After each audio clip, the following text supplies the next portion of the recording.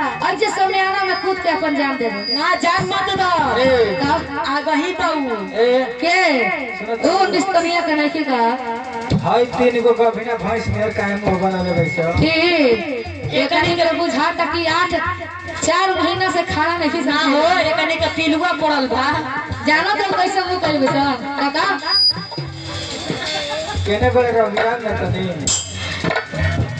हसली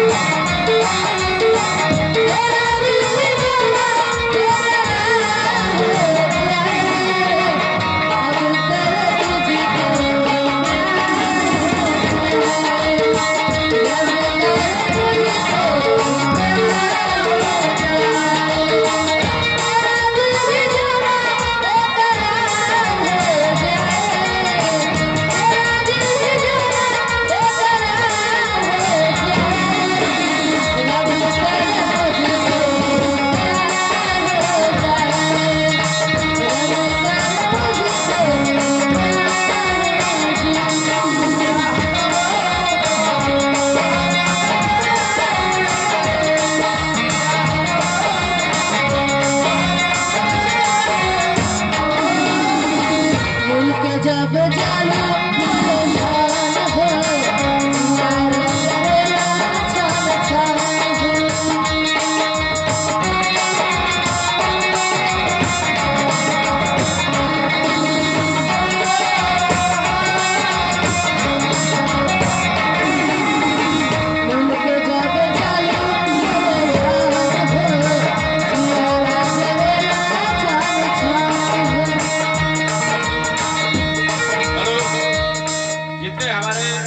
आगंतुक बंधु